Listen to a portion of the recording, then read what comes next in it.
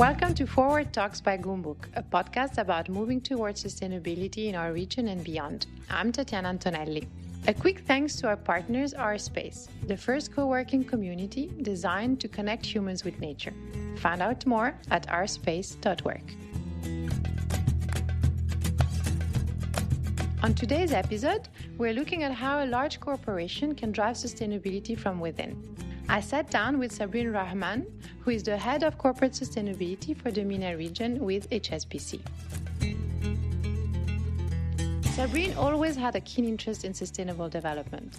She interned with Grameen Bank, mentored refugees in Australia while at university, and worked with the Global Peace Index, a think tank looking at the effect that peace has on the economic outputs of countries. The Middle East is probably a beacon of light in terms of what we've seen and how fast sustainability has been integrated. I mean, you remember a decade ago when we first met, it was an uphill struggle. I can very confidently say that there were only a few of us that were talking about this.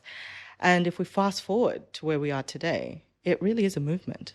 I think the government's ambitious targets, their leadership, the establishment of innovative ministries, the Ministry of Possibilities, the Ministry of Climate Change and Environment, or of Food Security. There are very few countries in the world or regions in the world that take environmental and social challenges and implement it or integrate it into policy. What do you think has triggered all this? The youth movement in the Middle East. We're a very young population. 50% of people are under the age of 35. And we're seeing a lot of changes that are being made to social structures to help meet the demands and wants of this group of people and of the next generation. We've seen that in Europe, right? We're seeing the climate strikes, we're seeing student action. I think young people are the biggest catalyst for change. And I think they are a force that we cannot ignore. And we shouldn't ignore. They are the next generation of consumers. They're the next generation of investors. And they can teach us a lot. Absolutely, after the Arab Spring, it was a huge wake-up call about the disconnection between perhaps what policymakers were thinking and what reality was on the ground. And we're now closing that gap. Sabrin's role at HSBC allows her to put into practice the ideas she explored in her university days. How private industry can spearhead sustainability on a large scale. For HSBC, the way I'm increasingly seeing it as I continue my career is that for our 50 million customers, we aren't just giving them financial products and services. We're giving them a lifestyle. We're giving them security. We're giving their families an opportunity to grow. I sometimes look at the history and the heritage of my organization. So we're over 150 years old. We've helped build schools, roads, infrastructure, ports, starting from Hong Kong to right here in the UAE. We're the oldest bank in the Middle East. So we've had a phenomenal hand in the development. And this is even before we look at sustainability. This is our core business. We've helped this region grow. We've helped the UAE grow. Just a few months ago, I was at the opening of the new HSBC Tower here in Dubai.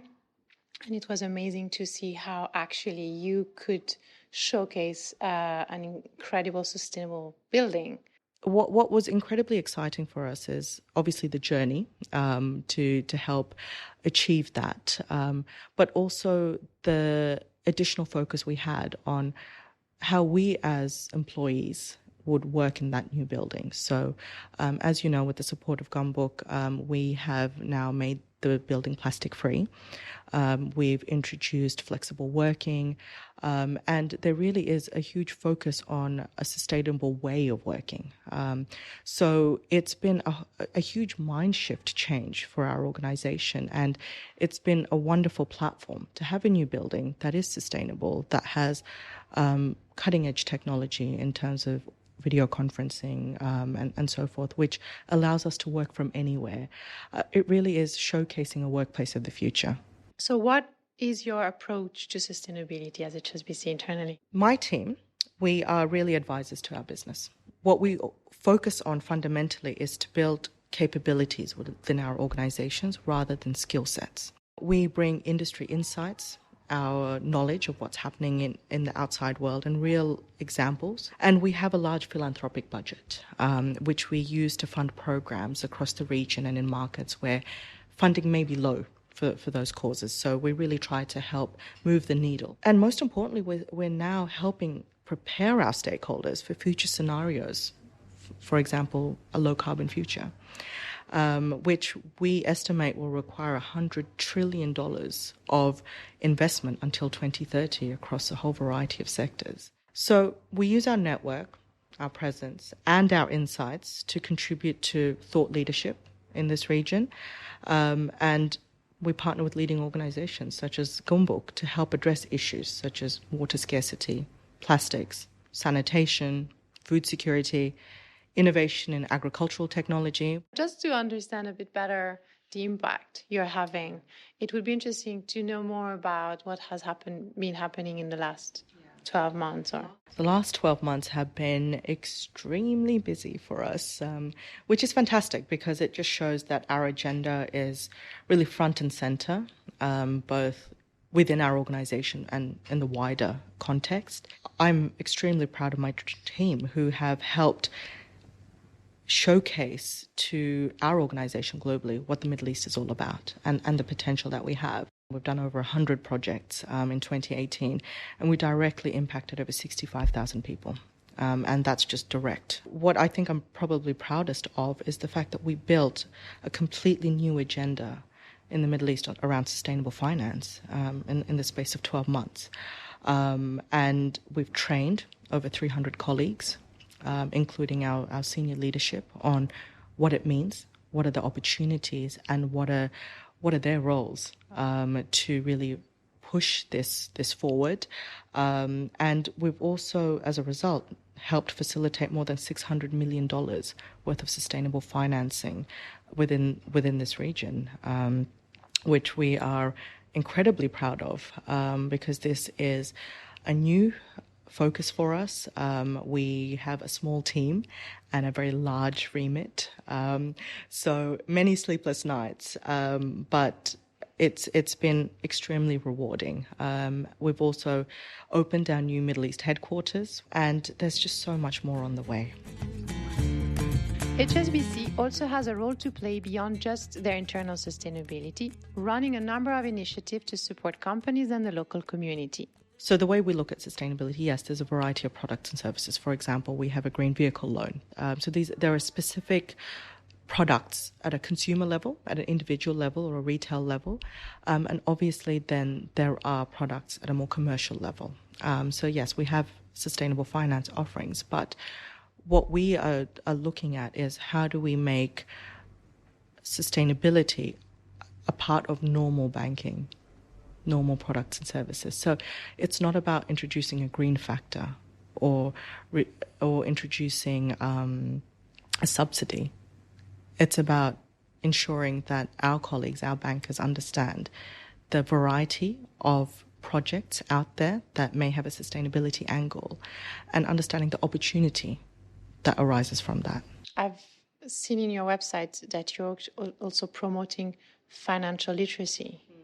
So at what age do you start that? Yeah, we have a variety of almost touch points. So for us, we have programs that start very young, so primary, and go all the way up to tertiary. Because financial capability, financial literacy, it really is, it's a long learning pathway. And I've always believed that the Middle East is so diverse. And there are people on two ends of the spectrum. So you have perhaps poverty or scarcity, and that creates certain issues around how you manage money or how you see money or your relationship with money. And then on the other end of the spectrum, you have extreme affluence. And that also affects your relationship with money. And we have a presence across 8 markets in the Middle East where we see the gamut of issues and the differences in the relationship that young people have with money. So our programs focus on both ends and across a whole range of age groups. HSBC has not financed any new coal-fired power plant since the release of its new energy policy. instead focusing on low-carbon sources. HSBC has limited its exposure to investments in coal-fired power plants. And this is really part of our sustainability risk management. What I spoke about in terms of sustainability being a very exciting commercial opportunity, it's also a really useful tool for us to send a signal to the market of behaviors, of expectations that we have. We have sustainability risk policies that look at freshwater infrastructure, the weapons industry, in addition to our energy policy. And it's continuously evolving. We are completely committed to helping emerging economies develop low carbon solutions for energy where it is practically possible.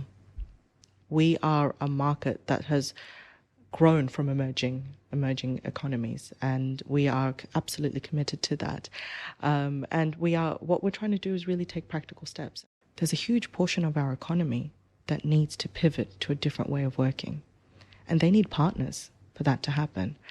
And that's where we come in, because we have long-standing relationships with these clients, with these organizations. We've seen them grow generation after generation. It's not always the large global banking partnerships or relationships.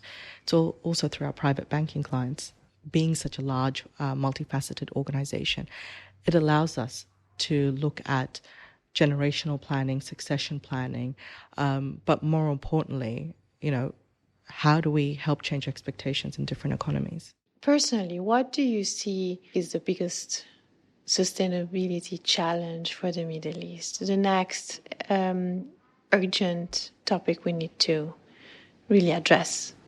I think what I still find difficult or a barrier is that sustainability still doesn't have a common taxonomy across the different sectors.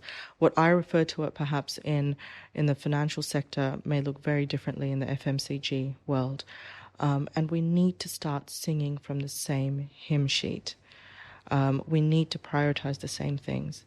And we are working towards that. For example, HSBC works very closely with the UAE Central Bank and the Ministry of Climate Change on a sustainable finance working group, because even amongst the banks, huge disparity in what we do, how we say it, who we say it to, what we're asking for. And often we're working in silos. And that's why I think platforms such as Goumbook and podcasts like this really dig a bit deeper. I don't think any of the barriers I face are unique. It's probably the same for many of my peers. But sometimes I feel that we have too many platforms, which then are replicating, some of the same discussions, and B, our definitions, our understanding, our depth is just not there. And I think that's, if we want to go to the next level, as what we're seeing happening in Europe, we need to start talking about the uncomfortable things, right? We need to start digging into some of the things we see in our supply chain issues, right? The human side of supply chain. I think there's going to be huge focus on this region over the next few years with Expo, with the World Cup, and with it will come questions. How are we tackling this issue? How are we looking after the welfare of our people? And the question is, how we collectively as a business community come together to do all that we can do. Do you think there is a challenge in communication and transparency, sharing data? Because somehow I feel in this region there's kind of a secrecy to keep how you do things and related to your own business, and the fear that sharing somehow will help the competition. No, look, I'll be honest. I think it's just, I don't think there's a lack of wanting to share. I would say we have very good relationships with other banks, but I do believe that there is a difference in maturity between obviously, global organizations. You have the strength of a global organization behind you. in comparison to a local organization who are then developing it from the grassroots level. There's a natural gap there. I think data sharing, I think all of us report. Is reporting mandated? No. So then again, it becomes a disparity in how we're reporting, how we're measuring. And I think that's quite key. So we could be talking about the same issue, looking at it from 3 different lenses.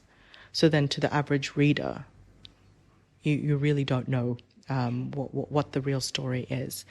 So yeah, I honestly think it's a matter of simplifying what we look at, perhaps collectively sharing information across these different platforms. So, for example, what we're doing with the UAE Central Bank, some of those outcomes might be relevant for other stakeholder platforms. Are they being shared?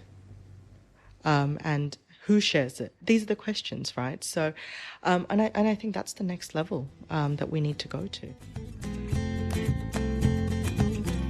What do you see the job of the future? Do you think it's still really important to focus on schools and universities and masters, or? In the future, sustainability as a standalone function will probably not exist because I'm seeing the decentralization of what we do. It is being embedded into people's day-to-day. It's being incentivized. And that, to me, is a huge win. I don't want my role to exist in the future. It should be business as usual. I shouldn't have to talk to someone about why using plastic is bad. I mean, that to me is a no-brainer. For those who are interested in getting involved in this field, I would say that read about the mistakes we've made in the past, because especially being a mother now, I've started exposing my son to a lot of documentaries, and he started watching a cartoon I used to watch when I was younger called Captain Planet. Captain Planet, he's our hero, gonna take pollution down to zero. It's funny, I hadn't seen this cartoon in over 20 years, and they're talking about the same things we're talking about now. It was a real wake-up call for me. What have we done? And especially watching the new David Attenborough documentary. It's Our Planet, I believe it's called. And just watching it with my child is a different perspective, right? He's angry. He's only 5. He gets angry when he sees animals suffering, and he gets sad. And I think the older we get, we forget our emotions and we forget how to bring it to our day-to-day. It's not about, sometimes being businesslike. It's about the fact that, look, if we don't do something collectively about climate change, about controlling global warming, there is nothing to look forward to. My cousin in Australia, she's leading the climate strike for Canberra. And it runs in the family quite deep. And that's exactly what I've been telling her. She's 15, I believe. And that's exactly what I've been telling her, that arm yourself with information. Not information about what you'd like, but what we've done wrong in the future. And create your own, absolutely demand change, but then take ownership. And I think if we were all able, to do that, from primary school children to people in the corporate world, to people in the various levels of government, I think we might be able to do something special here in the Middle East. What really impressed me this year is your involvement into C3, which is a local initiative on trying to really promote and launch social enterprises into the market. So HSBC partnered with C3, as you've said, a local social enterprise that really promotes and champions the organic growth of social impact organizations. And we were fascinated with the model only because it really focused on developing and growing these organizations in a very sustainable way. So the sort of mentoring they received, the strategic guidance, the growth indicator reports, it was it's something that we hadn't seen before. And we think that SMEs are the backbone of every economy. And it's no different here in the UAE or across Egypt. So we were very, very pleasantly surprised with the quality of startups and SMEs that were a part of the program. 20 were shortlisted. I'm very proud to say that the top 3 winners were female-led organizations. And we had impact investors, angel investors fly in from all over the world. The feedback that we received was absolutely phenomenal. A, they didn't know that such talent existed in the Middle East.